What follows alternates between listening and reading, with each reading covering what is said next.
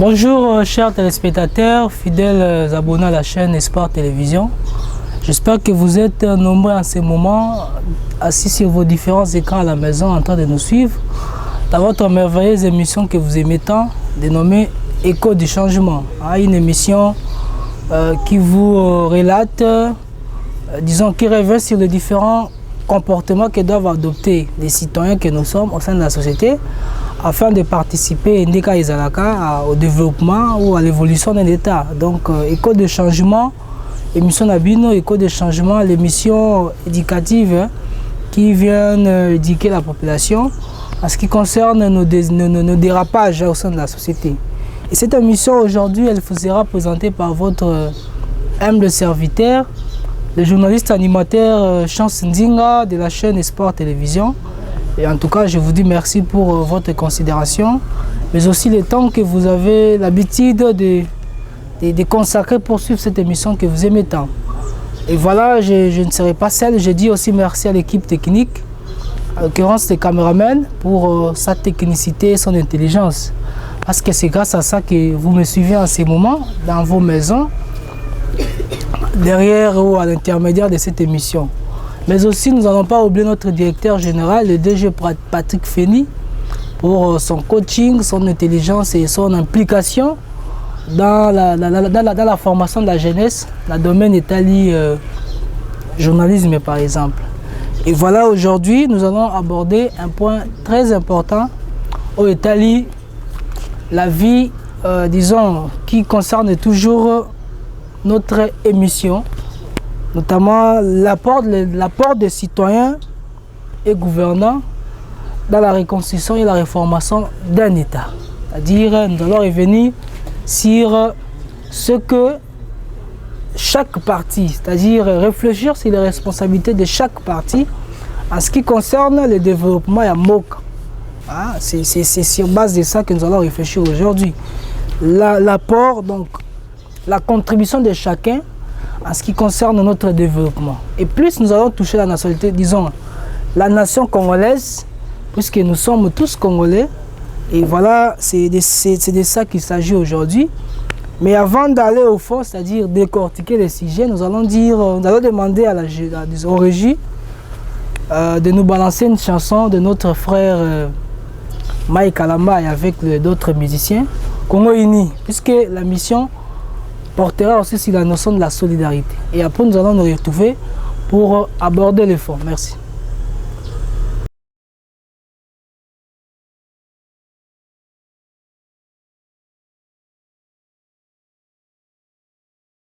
Oh, Congolais, lèvons-nous, unissons-nous et bâtissons notre cher et beau pays.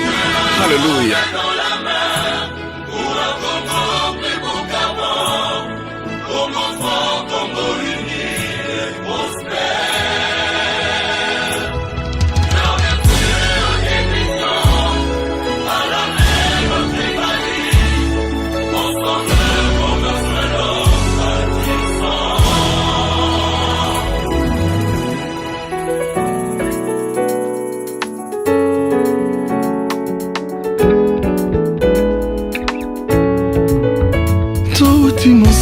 Bayama tokatisa bambonge bibale tala nzambe ya telemi po asala tokanga ekuke na satan yodesi tozalaki loko makasi mpona bomoko tozalaka nango awa tokomi oboma bondeko bendela kongo nde ezokweya soboyi lelo oyo monguna kota apanza fondation totonga elongo kongo ya lelo esengilisanga topesa na maboko totonga elongo.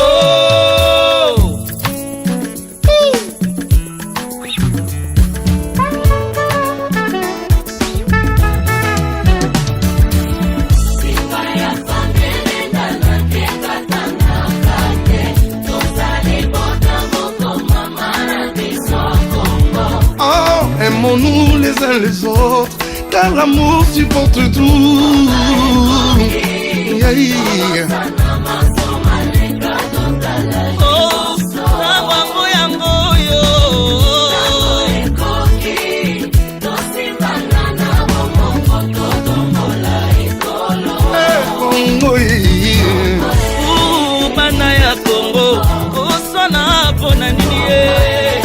batoto ya Kongo kukosana ni kwa nini? Mampangi ya mono kunona samu na inki bana bamwe na Kongo we kutananga nengumba nchine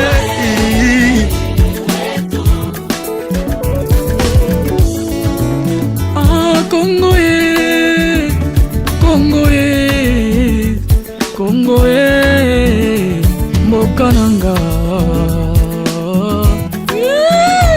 Jésus mboka nini boye bayembela nzambe na nsala mboka nini boye balinga nzambe na milelo kombo yo penza oza shoya nzamba bomoi kasi tubuma te obonde koliko na biloko ekoleka nango jamais trop tard pour faire le bien pona Kongo yanga na yo na nesilite o dans l'unité et l'amour elongo totonga Kongo sangisa moyakalito sangisa mayele pour l'avenir et le développement du Congo Moluba Moswahili na Mongala totonga bolingo bolingo ebendaka kimia. It is a time of reconciliation.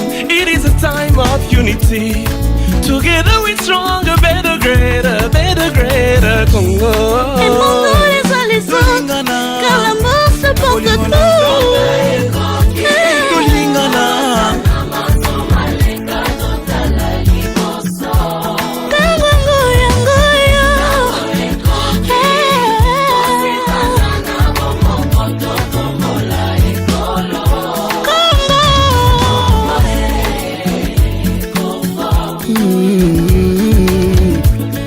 La cause du Congo, Mongala Zate, Moluba Zate, mon Congo, mon Swahili te, Pisonyo Samba Congolais.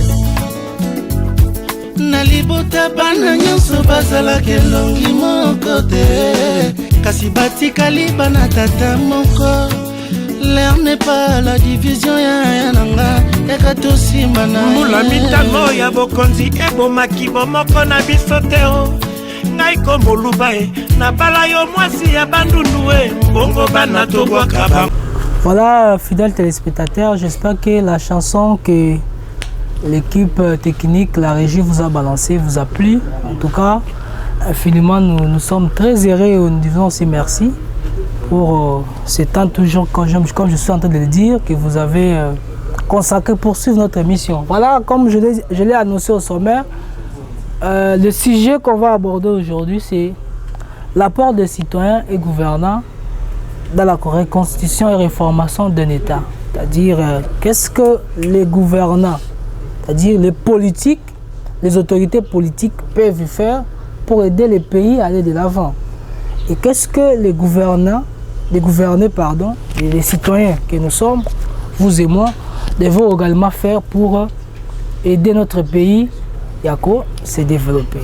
Donc, fidèles téléspectateurs, c'est sur base de ça que nous allons allonger notre réflexion ou nos réflexions aujourd'hui. D'abord, nous allons parler de l'apport, hein, la contribution des gouvernants, ce qui concerne notre développement. Alors, quand on dit d'abord gouvernant, on devrait aussi définir les concepts. Gouvernant, c'est la personne ou les personnes qui ont la mission de diriger, qui ont une responsabilité, par exemple de diriger un État. Quand on dit gouvernant politique, c'est la personne qui a la mission de gérer la res publique, qui a le monopole de la gestion ou de l'exercice du pouvoir politique au sein d'un État. C'est celui-là un gouvernant. Et ce gouvernant a donc des responsabilités. Il a des tâches à accomplir. Puisque si ces tâches ne sont pas bien accomplies comme telles, il y a des conséquences qui s'en suivent.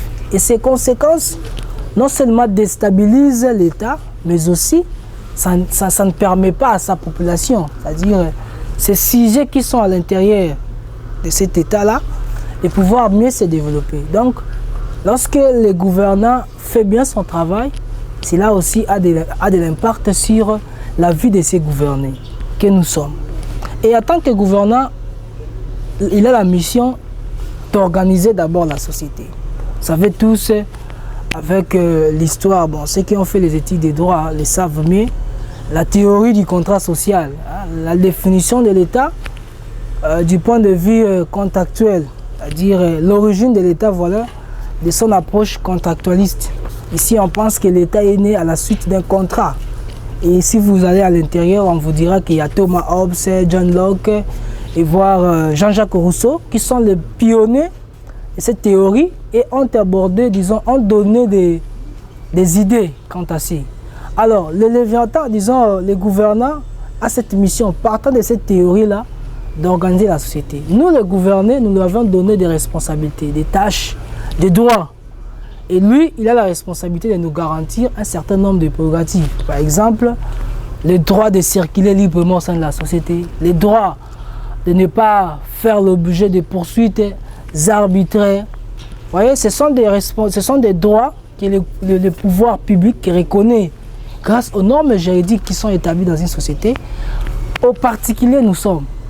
Donc, partant de cette théorie, l'État a la responsabilité d'organiser la société. Alors, quand on dit organiser la société, on se pose maintenant la question, comment l'État peut-il organiser cette société? Effectivement, pour organiser une société, l'État doit respecter un certain nombre de critères. Et ces genres de théories sont abordées par les politologues. Si vous allez en économie, on vous dira toutes ces théories-là. Mais il y a des éléments phares, c'est-à-dire les points focaux que l'État doit toucher pour booster le développement de sa nation. Par exemple, la question de la justice ou le domaine juridique. C'est-à-dire, ici, quand on dit domaine juridique, bon, disons, on fait allusion à plusieurs éléments. Hein. Donc, il y a plusieurs domaines éléments qui entrent en jeu. Par exemple, la justice. La justice, lorsqu'elle est mal organisée, la justice, lorsqu'elle n'est pas bien assise, la conséquence ou la charge revient au gouverné. Parce qu'à chaque moment, il y aura des arrestations arbitraires, il y aura des poursuites qui sont une poursuite qui est illégale, des poursuites qui ne vont pas profiter à la population. Or, l'État de nature a la mission d'abord de protéger sa population. Et lorsque la justice, elle n'est pas prise en compte, lorsque la justice, elle n'est pas bien gérée, n'est pas bien dite, bien faite, tout comme je suis en train de le dire, la population va souffrir. Je vous donne un exemple typique. Nous sommes dans une société et la justice, elle est biaisée, c'est-à-dire une justice qui est illégale. Et la conséquence est laquelle une personne qui n'a pas commis une infraction, au sein des gens devant le juge, elle s'est fait condamner. Pourquoi? Parce que cette personne n'a pas de moyens. Or, les textes légaux, les textes juridiques reconnaissent un certain nombre de droits et libertés à des citoyens. Par exemple, l'égalité de tous devant la loi. Peu importe vos statuts sociaux, peu importe ce que vous êtes, mais devant les instances judiciaires, nous sommes tous égaux et la justice doit nous traiter avec un même degré d'égalité. Donc, il ne faut pas qu'il y ait des discriminations du point de vue ethnique, racial et bien d'autres. Donc, nous sommes tous pris de la même manière. Donc, la justice doit très bien fonctionner pour aider aussi l'État à mieux s'organiser, à mieux se développer. Et quand on parle aussi de la justice, on fait allusion aux normes, la conception normative, c'est-à-dire on doit édicter des règles juridiques qui sont compatibles à nos différentes réalités. Des règles qui ne seront pas là pour priver les individus de leurs droits, mais par contre, participer à la bonne gestion des choses. Tout d'abord, par exemple, promouvoir les valeurs. Au Congo aussi aujourd'hui, selon nos cultures, selon nos valeurs, on appelle ça quoi? L'homosexualité ne pouvait pas être autorisée parce que ça ne marche pas de pair avec ce que nous sommes. Et lorsque l'État doit maintenant, disons, pour lutter contre ces fléaux-là, mettre en place des règles juridiques qui interdisent catégoriquement ce genre de comportement-là. En tout cas, individuellement, je dois l'avouer que, d'ailleurs, la révision qui s'organise en interne actuellement, si cette révision touchait de tels points, en tout cas, nous allons soutenir le pouvoir public qui est l'État, une révision qui est consciente, une révision objective, qui portent aussi la protection ou l'intérêt général de la nation. Par exemple, recréer, réformer nos lois et les adapter selon notre système social et non pas toucher des normes intangibles prohibées par les législateurs, par exemple l'article 219 et 220 de la Constitution. Là, en tout cas, je pense que la population va marcher peut-être pour interdire ça. Bon, je ne suis pas politique, ça ne m'intéresse pas, mais on peut quand même dire en tant que citoyen congolais et au regard des lois qui nous protègent. Aussi l'économie, l'économie. Ce qui est économie, en Mboka, ils ont bien été. Ce qui est économie, ils ont, disons, ils ont organisé l'économie, ils ont marché comme tel était. Souffrance est énorme.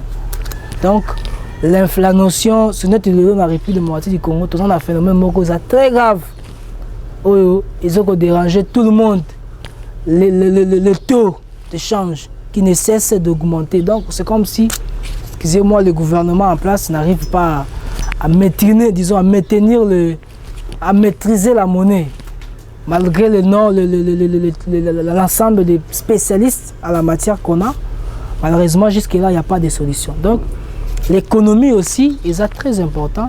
Et l'État, il faut abongissa, disons, à élaborer des politiques économiques pour essayer de promouvoir notre économie.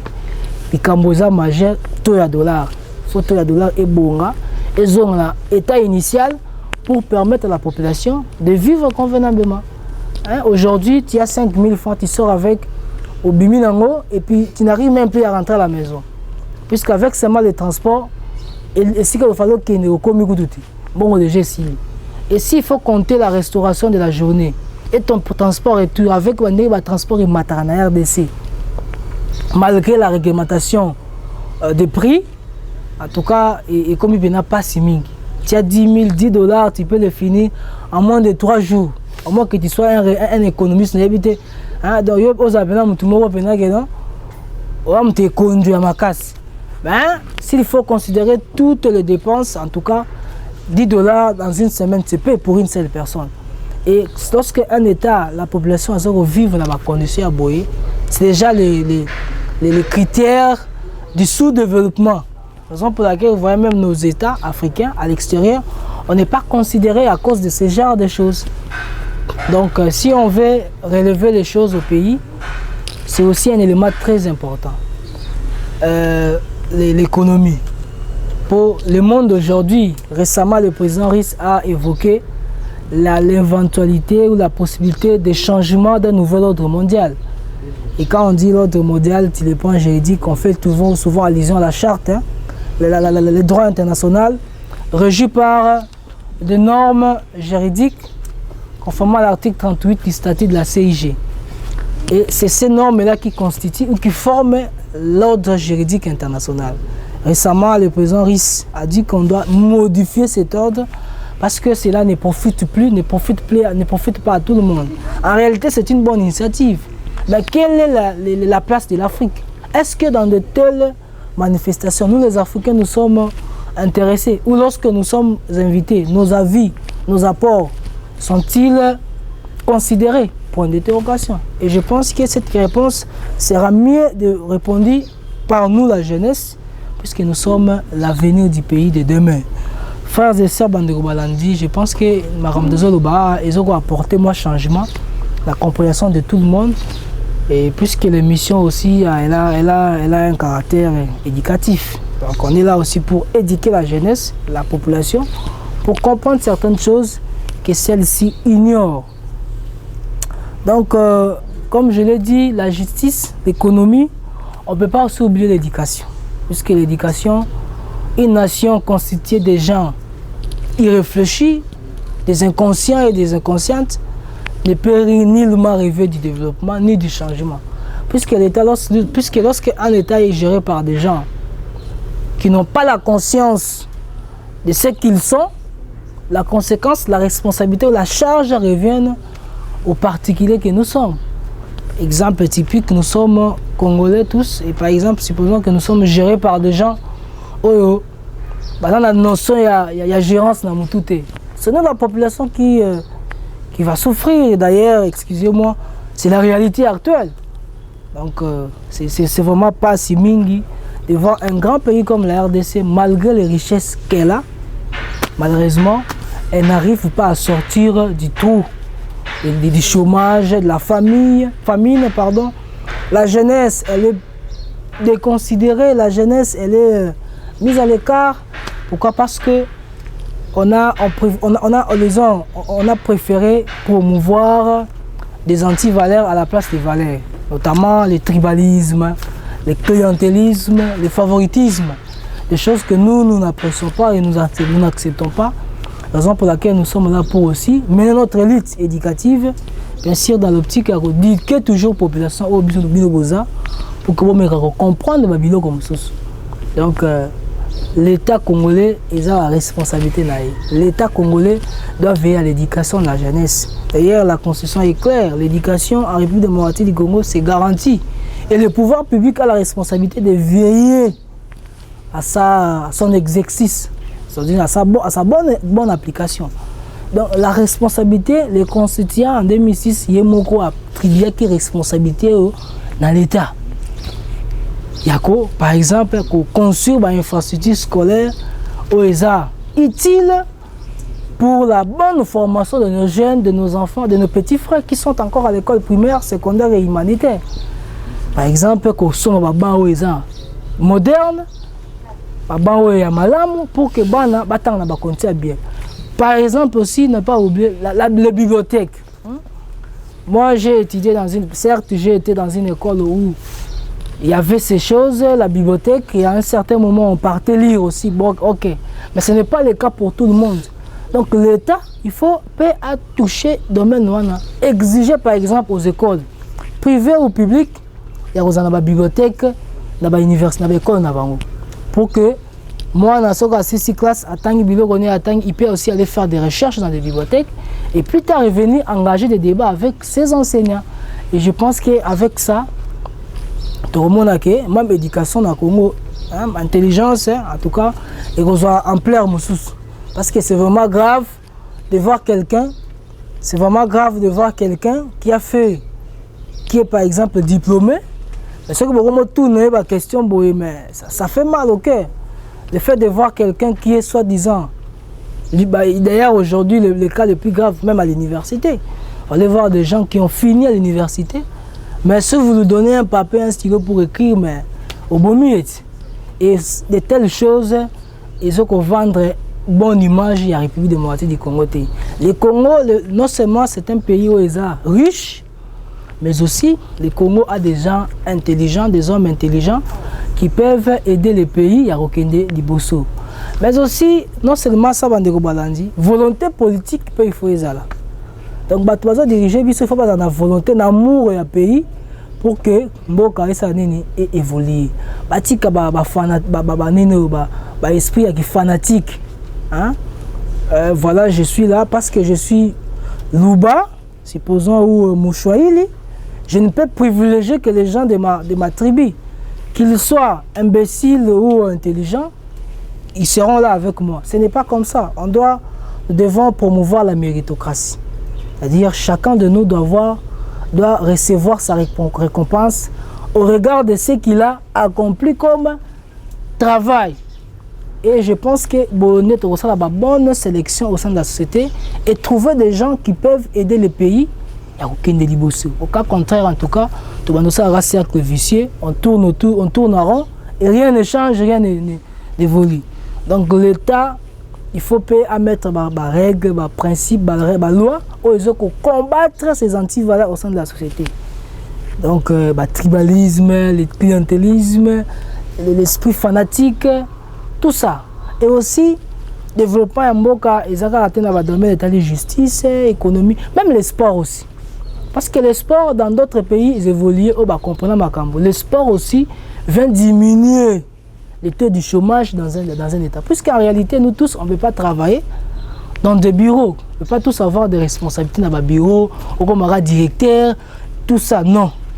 Il y a des gens, Moussoussou, à la classe cité. Mais au moins, en lui, il a un talent naturel au Nzamba Pesaï. Et si on exploitait ces talents, plus tard il peut être bénéfique pour l'État, plus tard il peut être bénéfique pour la nation. Et ce genre de choses-là, il faut qu'on soit comme c'est en Europe. Vous allez voir des joueurs comme aujourd'hui, Bellingham, Vinicius, tous ces grands joueurs-là, ils ont un centre de formation, et aujourd'hui ils font la fierté de leur nation. Et ça même, pour aller plus loin, ils ont créé des histoires dans leurs différents États et ça crée des emplois. L'export, quand on touche aussi la question des sports, dans le domaine de l'Union, ils ont diminué le taux de chômage parce que nous sommes préoccupés dans le domaine et ce qu'il aura comme travail là, ce qu'il aura à faire là, on est comme besoin dans le quotidien. Donc ça, on a tous les jours et après quoi, il aura une rémunération, un salaire. Et bah oh bah ben on va pas une université, pas une classe, pas que va servir Mboka sur le plan politique, sur le plan juridique, pas donc en réalité même nous les parents aussi vous devez dès le bas âge découvrir bah talent ya bana bin. Et mes frères et sœurs aussi pour l'apport de deuxième point, l'apport des citoyens, des gouverneurs bisso, bah congolais, tous en pour que de contribuer à la renaissance politique, à la reconstruction de Mboka. Comme exemple, nous devons, nous citoyens, protéger les acquis. Protéger bien nos différents stades, nos différentes routes, nos différentes infrastructures, nos différentes écoles, universités, tout ça, la population doit assurer sa protection. Et on ne peut pas un matin se réveiller pour qu'il y ait la match na stade parce que vite à poli, il m'a poli, mazemba poli face à vite. Allez, colère la bino, la ben infrastructure, beaucoup de baba, l'État est bien ça qui mbongo pour que a offrir bino un tel luxe, bien beaucoup de boukango, sous prétexte que non vous êtes en colère, soit disant l'arbitre n'a pas rendu le bon jugement. Si l'arbitre n'a pas rendu le bon jugement, mais quand même, mes frères et sœurs, il y a des règles. Le droit sportif a mis en place des règles qui doivent aider à ces personnes. Il y a aussi à saisir pour respecter les procédures pour que, par exemple, l'arbitre. Donc, nous devons arrêter ce genre de choses. Nous devons arrêter ce genre de pratiques sous Ngamboka et avancer. Donc, mes frères et sœurs, je pense que vous avez aimé le sujet et tout ce qu'on a dit comme réflexion, idée, avis, tout ça en tout cas. Nous vous disons merci.